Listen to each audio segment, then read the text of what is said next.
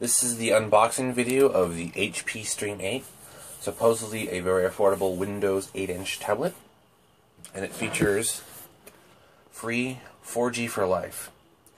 You enjoy 200 megabytes of data, of free data each month without an annual contract for the life of the device. So that's kind of a neat feature. Let's go ahead and crack this open and take a look at the device. So first we get the device itself. So let's go ahead and set that aside and look at the accessories. So of course you get your charger, and it is a 5-volt 2-amp charger, just like most Android tablets. So you won't have to worry about if you lose a charger or anything, because it's basically the same as all the other ones, or if you want to just use the other ones, you can. And of course a micro USB cable. You get a T-Mobile SIM card, which is already pre-installed. It has an activate date, it has a SIM card number, and all that other stuff on the back. But so it is indeed T-Mobile.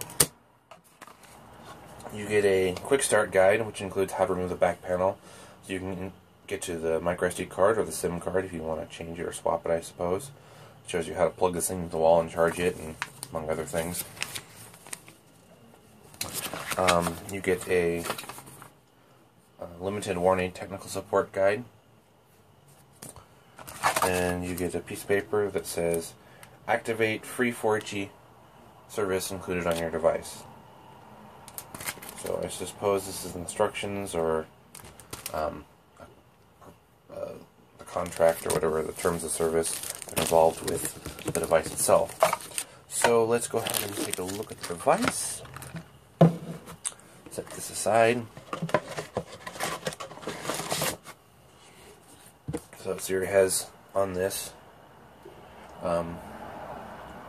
complete device setup using Wi-Fi connection. Swipe right to the edge of the screen to display the charm. Select settings and then select the upper left-hand network icon. Disconnect from Wi-Fi. Slide to off position. Select T-Mobile under Mobile Broadband, then Connect button.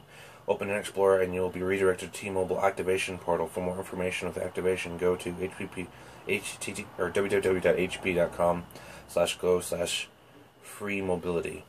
So, instructions on how to activate your free monthly data. So we can take a look at the back of the device. Like I said, this got this nice protective plastic. I kind of really like this stuff. It's kind of fun to remove the device from it. But yeah, so there's a lip right here for removing the back panel. So I will attempt to remove that so we can take a look at it. But let's get this out of this protective plastic. So slide this out.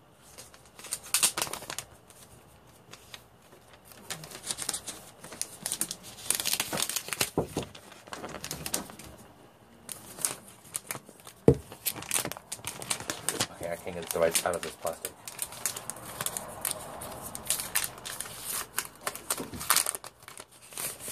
Okay, there we go. So here's the device itself. Oh, it is considerably heavy. I did not expect it to be that heavy when comparing it to my other Android devices. So I believe on the bottom we have dual speaker ports, volume and power on the right side. Top is micro USB and a headphones jack. This micro USB, I believe, can be used as a host if you have one of those dongle things. So you can use it and attach it to a USB hub, so you can plug in flash drives, keyboards, mice, whatever, or just a single one if you only want to attach like a mouse or something. Nothing on the left side, and of course on the bottom. So let me see here. Let me find this little nub here. Let's see if I can get the back panel to come off.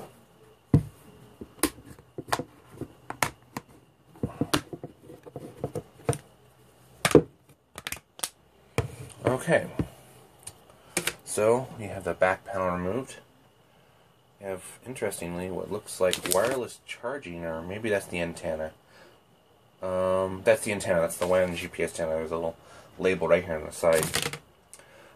We have the micro SD card slot, the internal battery, which does not look very removable. It is a 3.7 volt, 4,000 milliamp battery. position, the better. And of course, you have the T-Mobile SIM card slot right here. Covering that in case there's any numbers on it I don't want the rest of the world to see. And then of course you have the back camera. So let's go ahead and set this back down.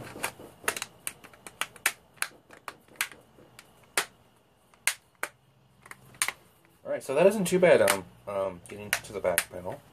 So it does include a micro SD card slot, so if you want to add a micro SD card, you can, because it only comes with 32 gigs of storage.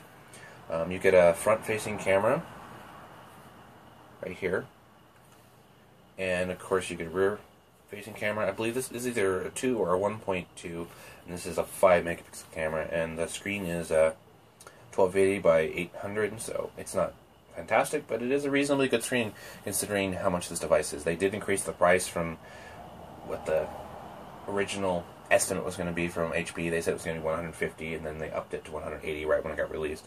Anyway, this has been on the unboxing video of the HP stream.